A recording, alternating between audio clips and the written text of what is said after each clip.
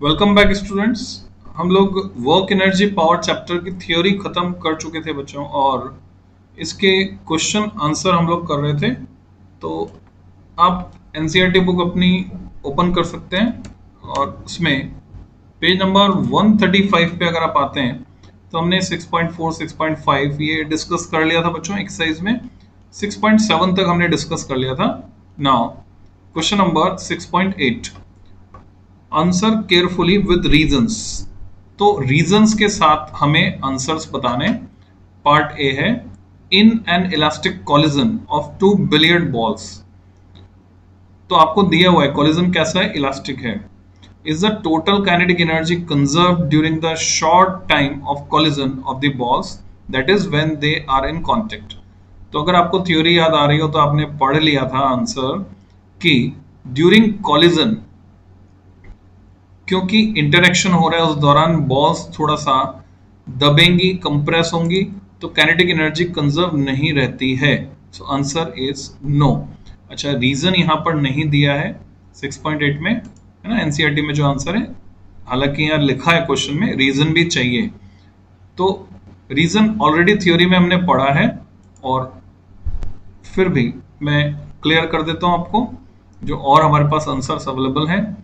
In an elastic collision of two billiard balls, ये question था। No, kinetic energy is not conserve during the given elastic collision. Kinetic energy before and after collision is the same, क्योंकि हमने इसे perfectly elastic मान रहे हैं। In fact during collision kinetic energy of the balls get converted into potential energy. तो वास्तव में होता क्या है कि काइनेटिक एनर्जी पोटेंशियल एनर्जी में कन्वर्ट हो जाती है जिस दौरान वो टकरा रहे होते हैं। तो आप समझ गए होंगे। एक और लैंग्वेज में आपको दिखा देता हूं। तो बच्चों ये है, in this case total kinetic energy is not conserved because when the bodies are in contact during elastic collision, even the kinetic energy is converted into potential energy. So let's get back to the previous one. Next question हम देखते हैं बच्चों। B part, is the total linear momentum conserved during the short time of an elastic collision of two balls? क्या linear momentum उस वक्त conserve रहेगा, ये आपसे पूछा गया है। क्या लीनियर मोमेंटम कंजर्व रहेगा? Let's see. उसका जवाब है यस। अच्छा, इसका एक्सप्लेनेशन क्या बनता है? इसका एक्सप्लेनेशन हम समझ लेते हैं। What is the explanation for this? तो बच्चों इसका एक्सप्लेनेशन बस बनता है because total momentum conserves as per law of conservation of linear momentum. Actual में इंडिविजुअल बॉडी का नहीं कंजर्व रहेगा, दोनों का मिलाकर एज ए सिस्टम अगर हम कंसिडर कर रहे हैं, as a system it will remain conserved. और हमारे पास एक और फॉर्मेट होना चाहिए आंसर का, वो भी देख लेते हैं बच्चों। The another format available is, so answer is yes, in an elastic collision total linear momentum of the system always remain conserved. So now next part C, the question is, what are the answers to A and B for an inelastic collision? अगर ये elastic की जगह inelastic collision होता तो part A और B में आप क्या आंसर लिखते? बच्चों इनइलास्टिक कॉलिजन अगर ये होता तो नेचुरल सी बात है, ना तो काइनेटिक एनर्जी कंजर्व रहती, हाँ, पर मोमेंटम, लीनियर मोमेंटम तो कंजर्व रहता, और काइनेटिक एनर्जी कंजर्व ना तो ड्यूरिंग कॉलिजन रहती ना आफ्टर कॉलिजन रहती, दोनों ही केस में। सो जो आंसर दिया हुआ है सी पार्ट का, linear momentum is conserve during an inelastic collision, वो तो कंजर्व रहेगा चाहे कैसे भी कॉलिजन हो। Kinetic energy is of course not conserved even after the collision is over, collision खत्म हो जाने के बाद भी कंजर्व नहीं रहेगी। The answers remains unchanged. Okay, हम ऐसे भी लिख सकते हैं आंसर्स रिमेन अनचेंज्ड, और हम लिख सकते हैं नो यस, यानी मोमेंटम तो कंजर्व रहेगा। काइनेटिक एनर्जी के लिए नो है। In an inelastic collision there is always loss of kinetic energy, that is total kinetic energy of the billiard balls before collision will always be greater than that after collision. The total momentum of the system of billiard balls will remain conserved even in the case of an inelastic collision. Next question पे चलते हैं बच्चों। Part D की बात अगर हम करें, सो if the potential energy of two billiard balls depends only on the separation distance between their centers, is the collision elastic or inelastic? आपसे पूछा जा रहा है कि कॉलिजन इलास्टिक होगा या इनइलास्टिक होगा अगर पोटेंशियल एनर्जी जो है वो सिर्फ सेपरेशन डिस्टेंस पर डिपेंड करे, उनके सेंटर्स के बीच की। Note, we are talking here of potential energy corresponding to the force during collision, not gravitational potential energy. तो ये आपको क्लियर कर दिया है कि ग्रेविटेशनल पोटेंशियल एनर्जी की बात हम यहां नहीं कर रहे हैं, हम यहां पर बात कर रहे हैं जैसे स्प्रिंग्स के बीच में कॉलिजन होता है, तो स्प्रिंग्स के बीच में जब कॉलिजन होता है तो जिस तरह की सिचुएशन होती है जब स्प्रिंग्स टकराती हैं तो काइनेटिक एनर्जी पोटेंशियल में बदल जाती है। तो वैसे सिचुएशन को इमेजिन करके आपको आंसर देना है। तो बच्चों एनसीईआरटी में जो समझाया है वो आंसर दिया है इलास्टिक, मींस जो एक्सप्लेनेशन है इसका, it is case of elastic collision because in this case the forces will be of conservative nature. तो जब इस तरह से कॉलिजन हो रहा है तो कॉलिजन इलास्टिक कॉलिजन होगा क्योंकि फोर्सेस जो इन्वॉल्व है वो नेचर में कंजर्वेटिव है। Elastic in the given case the forces involve are conservative, this is because they depend on the separation between the centres of the billiard balls, hence the collision is elastic. तो end points पर depend कर रही है potential energy, path पर depend नहीं कर रही है, इसलिए कंजर्वेटिव फोर्सेस हो गए और कॉलिजन हो गया इलास्टिक। नेक्स्ट क्वेश्चन पे चलते हैं 6.9। A body is initially at rest, it undergoes one dimensional motion with constant acceleration, acceleration constant है, मोशन इन 1D हो रहा है। The power delivered to it at time t is proportional to. बच्चों ये question बहुत frequently पूछा जाता है स्कूल एग्जाम्स में भी और कंपटीशन के प्रोफाइल में भी आपको ये मिल जाता है क्वेश्चन। तो वो बॉडी क्या है, इनिशियली रेस्ट पर है यानी u इक्वल टू 0 आपको दिया है, मोशन इन 1D कर रही है कांस्टेंट एक्सेलरेशन के साथ। तो यूनिफॉर्मली एक्सेलरेटेड मोशन की इक्वेशंस तीनों यहां पर एप्लीकेबल है, वो आप लगा सकते हैं। Power delivered to it at time t is proportional to, तो पावर किसके प्रोपोर्शनल होगी वो आपको निकालना है। तो आंसर्स में अगर हम देखें तो 6.9 का आंसर बी है। पावर किसके प्रोपोर्शनल आ रही है, यहां पर टाइम t के प्रोपोर्शनल आ रही है, उसका कोई एक्सप्लेनेशन एक्स्ट्रा हमको नहीं दिया गया। और जो अदर सॉल्यूशंस अवेलेबल है हमारे पास उसमें आंसर दिया है t⁻³ ठीक है, थर्ड दिया हुआ है, body is moving unit direction, और इसका कोई सॉल्यूशन नहीं दिया है, बस सीधे आंसर दिया third. Then another solution we have, तो बच्चों इसमें आंसर दिया है सेकंड टी, जो कि एनसीईआरटी में दिया है। तो एक्सप्लेनेशन यहां पर हमें दिख रहा है, v equal to u plus AT से u 0 रख देंगे तो v हो गया AT के बराबर, और हम जानते हैं पावर क्या होती है, F.v होती है ना, ये क्रॉस गलत लिखा हुआ है, पावर इज F.v। तो F की जगह क्या लिखेंगे, ma लिखेंगे, डॉट v की जगह क्या लिखेंगे, AT लिखेंगे। अब a का तो स्क्वायर हो जाएगा, डॉट प्रोडक्ट है तो बनेगा ma²t। अब m और a कांस्टेंट है दोनों, इसलिए पावर किसके प्रोपोर्शनल हो गई, t के।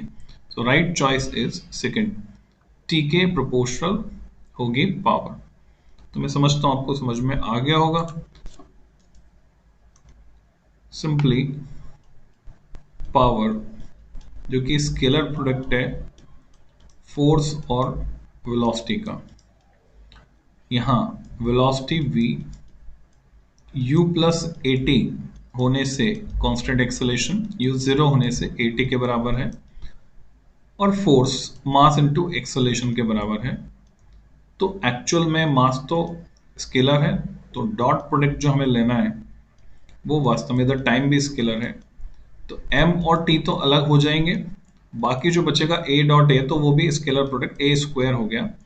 और यहाँ पर आप साफ साफ देख पा रहे हैं कि m कांस्टेंट है, a स्क्वायर कांस्टेंट है, इसलिए जो पावर है ये प्रोपोर्शनल हो गई टाइम t के। So this is perfect solution. Next question, question number 10, the body is moving unidirectionally, एक ही डायरेक्शन में चल रही है, under the influence of a source of constant power, power constant है, it's displacement in time t is proportional to. तो time t के साथ इसका जो डिस्प्लेसमेंट है वो किसके प्रोपोर्शनल होगा, ये हमको निकालना है। फिर से हम इक्वेशन ऑफ मोशन यूज कर सकते हैं बच्चों। तो 6.10 का आंसर है सी, सी मींस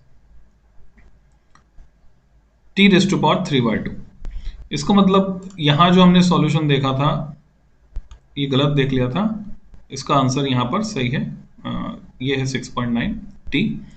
और नेक्स्ट 6.10 का सॉल्यूशन हमने देख लिया था थर्ड, पर यहाँ पे एक्सप्लेनेशन नहीं है, हमारे पास एक्सप्लेनेशन अवेलेबल है क्वेश्चन नंबर 10 का कि ये answer third T raise to power 3/2 कैसे आया। तो फिर से हम बात करते हैं, पी होता है एफ डॉट वी, है ना, क्रॉस की जगह डॉट लगाना चाहिए हमको। तो अगर डायमेंशंस लिख कर देखें हम तो M L two T minus three ये पावर के डायमेंशन है। आपसे बोला गया पावर कांस्टेंट है, कांस्टेंट पावर, तो L two T minus three is constant, L two upon T three, अब एम तो ऑलरेडी कांस्टेंट है ही सही, तो L two upon T three is constant, so L two is proportional to T cube, so L is proportional to T raise to power 3/2। This is one of the methods using dimensions. कई बार dimensions वाला, dimensions अगर आपको आती हैं तो उससे कई question solve हो जाते हैं। तो ये देखा आपने डायमेंशनली हमने इसको कैसे सॉल्व किया यूजिंग डायमेंशनल मेथड। अब बिना डायमेंशन के अगर इसको सॉल्व करना है कि डिस्प्लेसमेंट टाइम की कितनी पावर के प्रोपोर्शनल होगा, तो वो हम ट्राई कर लेते हैं, कोशिश करने में कोई हर्ज नहीं है। 6.10, सो लेट्स ट्राई। हम जानते हैं पावर है F dot V and F is M A, अगर अगेन सेम अप्रोच में ले रहा हूं, एंड वी इज,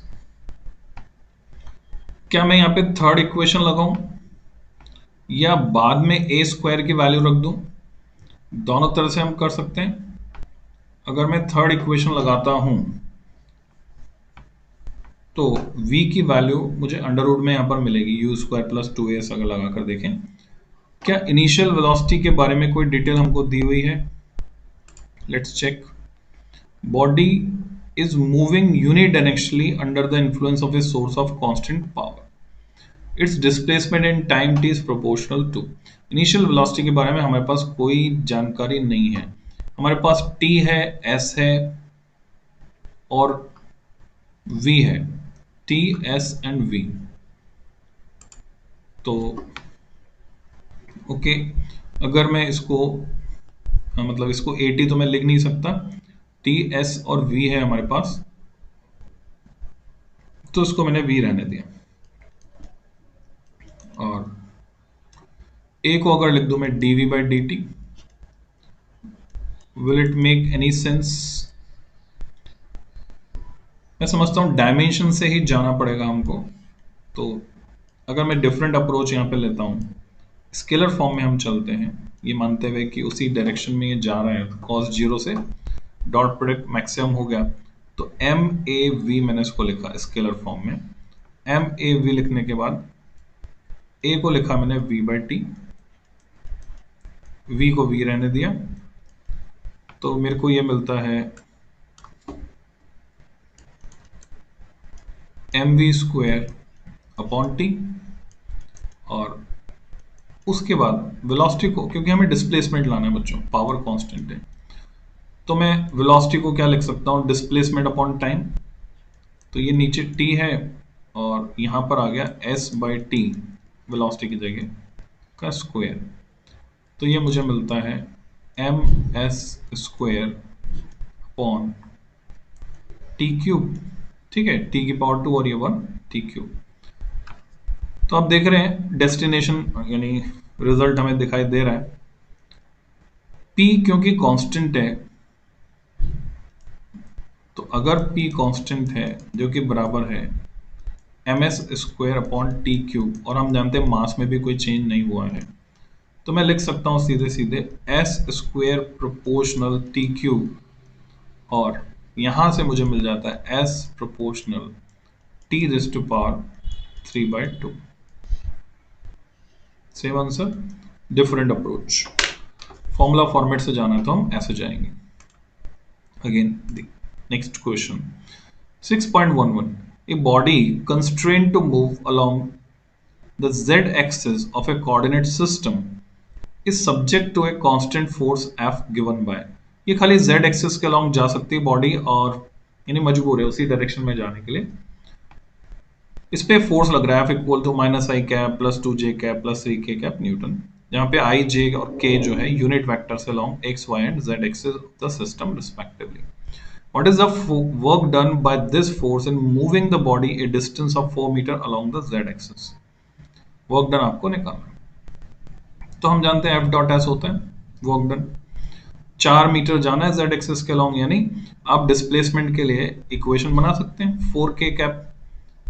तो ये अप्रोच होती है किसी भी क्वेश्चन को सॉल्व करने की। तो 4k कैप का डॉट प्रोडक्ट यहाँ पे दिख रहा है हमें, 4 3 12 आने वाला है, हम दिख रहा है आंसर।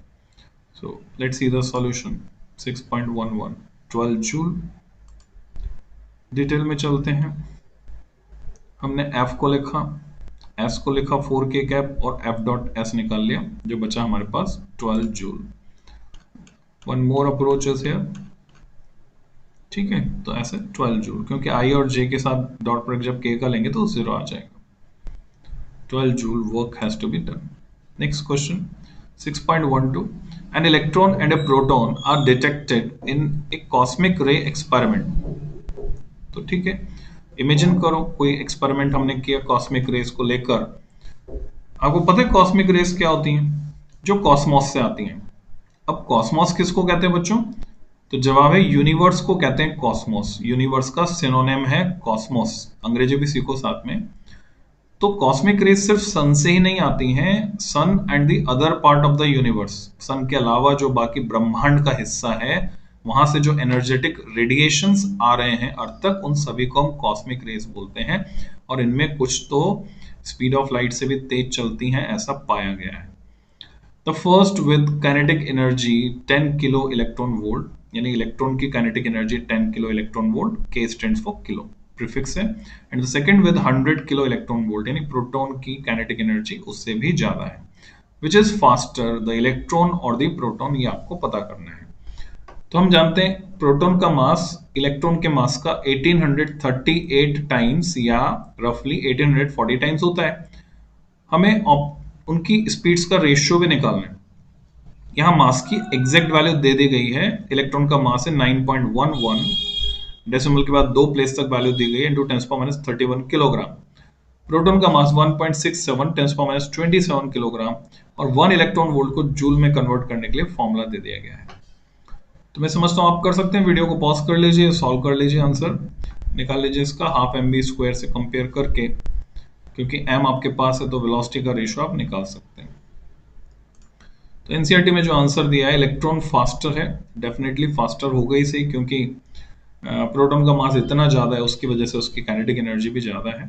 तो velocity of electron to velocity of proton 13.5 आ रहा है। सॉल्यूशन की बात करते हैं अगर हम, तो हम इस तरह से सॉल्व कर सकते हैं। Half M E V E, यानी सबस्क्रिप्ट ई लगा दिया इलेक्ट्रॉन के लिए, 10 किलो इलेक्ट्रॉन वोल्ट था, और पी लगा दिया प्रोटॉन के लिए, वो था जूल में कन्वर्ट कर लिया दोनों को, और जब रेशियो लिया हाफ हाफ कट गए। M E upon M P हमको पता है, वैल्यूज रख देंगे। V square upon V P square से अंडर रूट लेने पर वी अपॉन वी पी हमें मिल जाएगा। So V upon V P is 13.54। One more solution is available with us.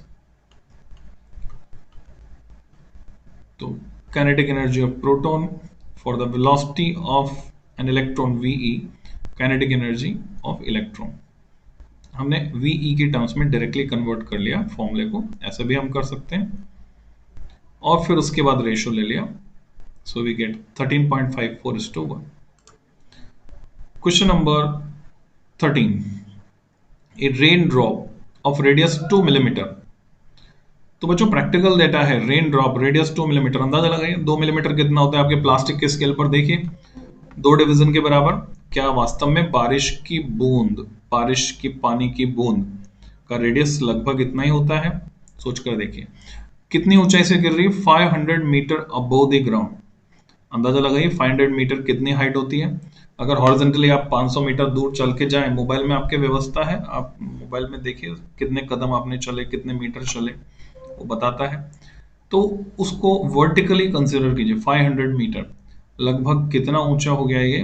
अगर हम 1 मीटर को 3 फीट माने तो बच्चों 1500 फीट हो गया. 1500 फीट का मतलब कितना होता है. अगर एक मंजिल ऊंची इमारत को 10 फीट माने तो 1500 फीट का मतलब होता है 150 मंजिला इमारत. तो 500 मीटर बनेगा 150 मंजिल जिसमें हो. अब मुझे नहीं पता ट्विन टावर में कितनी मंजिल थी, आपको पता है तो आप अंदाजा लगा सकते हैं. It falls with decreasing acceleration due to viscous resistance of the air.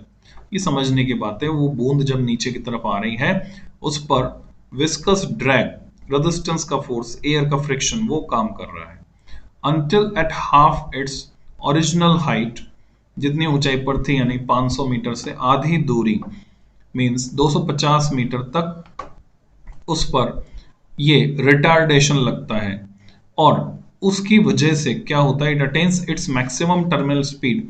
हालांकि रिटार्डिंग फोर्स लग रहा है पर नीचे की तरफ एक्सेलरेशन ज्यादा है तभी तो नीचे आ रही है. तो नीचे ये आ रही थी और एक्सेलरेट भी हो रही है, ऊपर की तरफ रिटार्डेशन लग रहा है. mg ज्यादा है उसकी वजह से ऐसा होता है और जैसे जैसे इसकी स्पीड बढ़ती है विस्कस ड्रैग बढ़ता जाता है. एक कंडीशन ऐसी आती है कि mg डाउनवर्ड डायरेक्शन में. बच्चों मैं बनाकर बता देता हूं आपको डायग्राम, उससे थोड़ी क्लियरिटी आ जाएगी. ये है पानी की बूंद 2 मिलीमीटर डायमीटर की और इस पे जो फोर्सेस काम कर रहे हैं वो काम कर रहे हैं इसका वेट mg डाउनवर्ड डायरेक्शन में. अब क्योंकि ये हवा में से आ रही है तो हवा की जो लेयर्स है उसको काट कर आएगी. तो हवा की लेयर्स इस पे ऊपर की तरफ एक ड्रैग फोर्स लगाएगी, उसको हम विस्कस ड्रैग बोलते हैं बच्चों. 6 पाई ईटा आरवी के बराबर होता है. इसको हम आगे पढ़ेंगे 11th की ही फिजिक्स में. तो मैं उसको F सबस्क्रिप्ट V से दिखा रहा हूं. और ये जो फोर्स होता है Fv, ये वेलोसिटी डिपेंडेंट होता है. यानी जैसे मैंने बोला Fv equal to 6 pi eta is coefficient of viscosity, r is radius and v is velocity.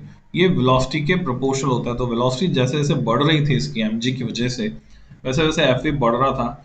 एक कंडीशन ऐसी होगी बच्चों जब Fv और mg एक दूसरे को बैलेंस कर देंगे और जैसे ही एक दूसरे को बैलेंस करेंगे अब फर्दर इसकी वेलोसिटी बढ़ना रुक जाती है और उस वेलोसिटी को जो इसने अटेन कर ली है बाकी का मोशन ये उसी कांस्टेंट वेलोसिटी से करती है ड्रॉप. उसको बोलते हैं टर्मिनल वेलोसिटी. तो टर्मिनल वेलोसिटी से बाकी का मोशन ये कंप्लीट करती है ड्रॉप. तो क्वेश्चन को फिर से समझते हैं हम. And moves with uniform speed there after.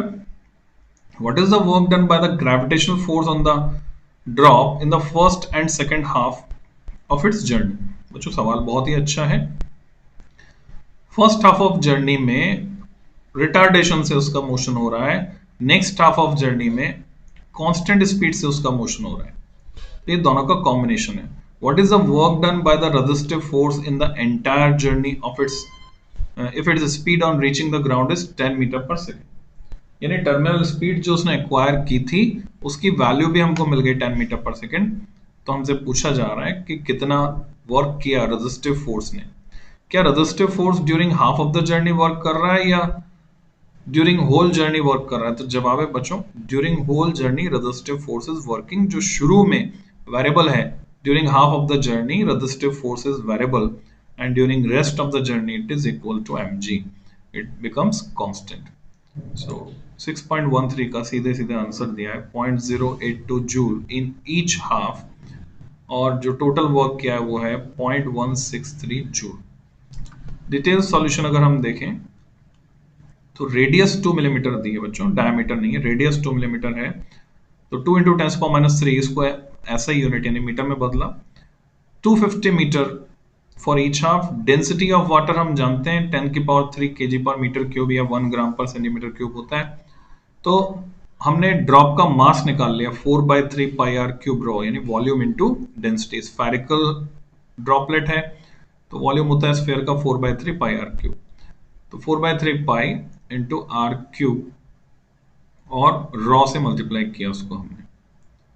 So what we get,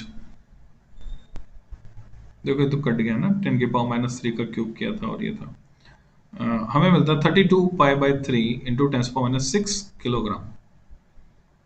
यहाँ पे कुछ मिसप्रिंट है, तो हम फाइनल डेटा को देखें तो ड्रॉप मिल गया हमें, मास मिल गया ड्रॉप का, ग्रेविटेशनल फोर्स निकाल लिया mg, m इंटू जी, तो work done during each half वो mgh के बराबर है, जो कि आ गया 0.082 joule.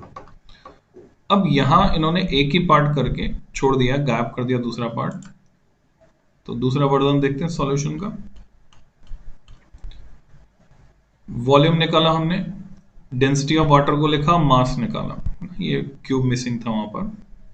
Gravitational force F equal to mg, work done by gravitational force during first half journey, force into displacement से हमने निकाला 0.082 जूल।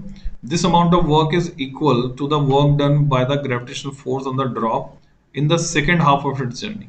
क्योंकि वहां कोई चेंज आ नहीं रहा, g की वैल्यू में चेंज को हमने नेग्लेक्ट किया for such A small height, तो वो भी 0.082 जूल हुआ।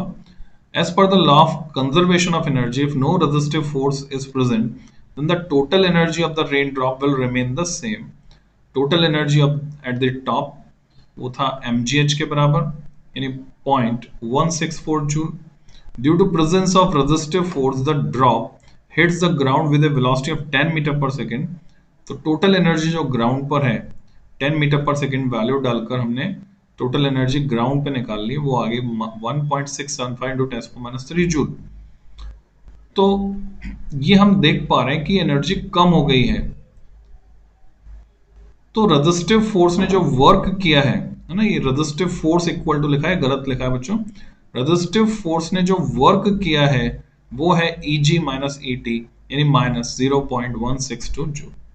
This is the work done bye resistive force, जो इन दोनों के डिफरेंस के बराबर हमको मिलेगा। तो I think it is clear now. सवाल अच्छा है, आपको प्रैक्टिस करनी चाहिए इसकी। Now question number 6.14, a molecule in a gas container hits a horizontal wall with speed 200 meter per second and angle 30 degree with the normal। तो जैसे carrom board में गोटी टकराती है जाकर जब आप हिट करते हैं स्ट्राइकर से, तो वैसा कुछ इमेजिन कीजिए इसको प्रैक्टिकली, कैसे सिचुएशन है, कैसा इमेज आपके दिमाग में आ रही है। Rebounds with the same speed, angle पर जाकर वापस आ रहा है, जैसे बैट से बॉल टकराकर आती है। Is momentum conserved in the collision? Definitely momentum तो हमेशा कंजर्व रहेगा ही सही। इज द कॉलिजन इलास्टिक और इनइलास्टिक? तो अब यहां बोल रहे हैं सेम स्पीड से जब वापस आ रहा है तो निश्चित रूप से ये इलास्टिक कॉलिजन ही होगा। So let's see the solution. Yes, momentum of the molecule plus wall system is conserve, दोनों को मिलाकर। The wall has a recoil momentum such that the momentum of the wall plus momentum of the outgoing molecule equals the momentum of the incoming molecule, assuming the wall to be stationary initially. However, the recoil momentum produces negligible velocity because of the large mass of the wall. Since kinetic energy is also conserved, the collision is elastic, क्योंकि वापस उतनी ही velocity से वो आ रहा है। तो diagram इस तरह से बन सकता है इसका कि हर तरह के कॉलिजन में मोमेंटम कंजर्व है। काइनेटिक एनर्जी का कंजर्वेशन हम चेक कर सकते हैं, वैसे तो कोई जरूरत है नहीं, मास में कोई चेंज हुआ नहीं है, फिर भी हम चेक कर सकते हैं। तो काइनेटिक एनर्जी भी कंजर्व्ड है, जितनी वेलोसिटी से गया उतनी वेलोसिटी से वो आ रहा है, इसलिए कॉलिजन इलास्टिक है। So this is the explanation. Question number 15. Pump on the ground floor. जैसे कि हमारे घरों में होता है, एक मोटर पंप लगी रहता है, पंप लगा रहता है. Can pump up water to fill a tank of volume 30 metre cube in 15 minute. बच्चों प्रैक्टिकल प्रॉब्लम है. 15 मिनट में ऊपर वाली टंकी भर जाती है जिसका वॉल्यूम 30 मीटर क्यूब है. तो बच्चों ये जनरली लीटर में दिया होता है. जैसे आपकी छत पर जो टंकी लगी है, अगर उस पर लिखा हुआ है 500 लीटर की टंकी है, तो अगर मैं आपसे पूछूं कि बताओ बच्चों मीटर क्यूब में इसका वॉल्यूम कितना.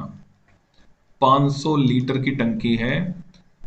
500 litre is how much metre cube. Can you convert this.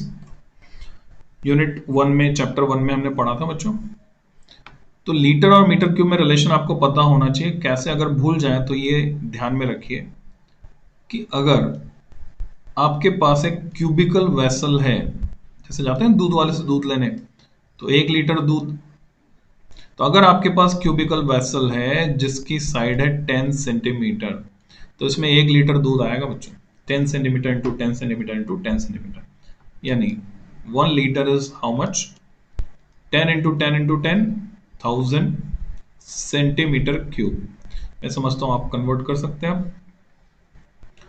तो जब 1 लीटर 1000 सेंटीमीटर क्यूब है, तो मीटर क्यूब में जब मैं बदलूंगा इसको तो बनेगा 10⁻³ मीटर क्यूब, क्योंकि 1 मीटर में 100 सेंटीमीटर होते हैं, यानी 10⁻² सेंटीमीटर. तो जब मैं स्क्वायर करूंगा, क्यूब करूंगा, तो आप समझ जाएंगे यहाँ पे क्या आएगा. तो 10⁻³ मीटर क्यूब के बराबर है. तो 500 लीटर कितने के बराबर हुआ. तो 500 लीटर बराबर हुआ 500 इंटू 10⁻³ मीटर क्यूब मीन्स 0.5. तो ये 500 बटा 1000 ही तो है ये. 10⁻³ मतलब 1/1000. 0.5 मीटर क्यूब, आधा मीटर क्यूब. तो वो 500 लीटर की टंकी जो छत पे लगी है, वो आधा मीटर क्यूब पानी उसमें आता है बच्चों. तो अब सोच के जवाब देना है आपको.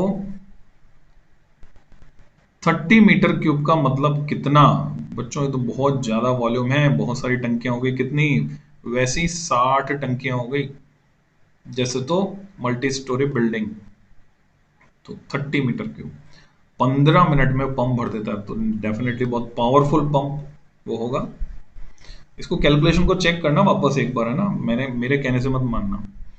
If the tank is 40 metre above the ground, 40 metre ऊंचा है टैंक. 40 मीटर का मतलब हो गया लगभग 4 3 12, 120 फीट. 120 फीट का मतलब 12 मंजिल इमारत है बच्चों. And the efficiency of pump is 30% only. Oh, 70% तो हीट में कन्वर्ट हो जाता है, सिर्फ 30% वर्क, यूजफुल वर्क में कन्वर्ट होता है. How much electric power is consume by the pump. तो कितनी पावर कंज्यूम करेगा. You have to solve this. तो आप वीडियो पॉज करके बच्चों इसको सॉल्व कर सकते हो, और उसके बाद हम सॉल्यूशन डिस्कस कर लेते हैं. आंसर हमारे पास है 43.6 kilowatt. And the solution is volume of water 30 metre cube, time है 15 मिनट, 15 इंटू 60 सेकेंड में बदला 900 सेकेंड, हाइट है 40 मीटर, एफिशिएंसी 30% है. डेंसिटी ऑफ वाटर काम आएगी यहाँ पे हमारे 10⁻³ kg पर metre cube. Mass of water pumped हम निकाल सकते हैं वॉल्यूम इंटू डेंसिटी से, यानी 30 इंटू 10⁻³ किलोग्राम. ये टोटल मास है. तो एक्चुअल पावर कंज्यूम और आउटपुट पावर जो है वो होता है work done per unit time. Actual power consumed word गलत है यहाँ पे. एक्चुअल पावर जो है यहाँ पे आउटपुट में हमें मिल रही है, वो आउटपुट है mgh/t. इतना वर्क हुआ है, दिख रहा है हमें साफ साफ. टंकी भर गई है. तो 13,070 वाट पावर चाहिए उस टंकी को भरने के लिए उतने समय में, है ना. समय हमारे पास दिया हुआ है 900 सेकेंड में टंकी भर जाती. तो इनपुट पावर जो चाहिए, क्योंकि ये आउटपुट पावर सिर्फ 30% है, तो इनपुट पावर इससे एडिशनल ज्यादा चाहिए होगी. तो उससे हम फॉर्मूला यूज करेंगे ईटा इक्वल टू P/PI. तो PI हमें मिलेगा 43.567 किलोवाट, क्योंकि इससे कहीं ज्यादा. 43.567 का 70% है 13,070 watt. One more solution is available with us. Mass तो निकालना ही पड़ेगा हमें। Output power mgh/t, same manner है। ओके, आंसर्स मैच हो रहे हैं। तो मैं समझता हूं बच्चों इस वीडियो में इतना ही। रिमेनिंग क्वेश्चंस और जो बच गए हमारे, वो क्वेश्चन नंबर 6.16 से लेकर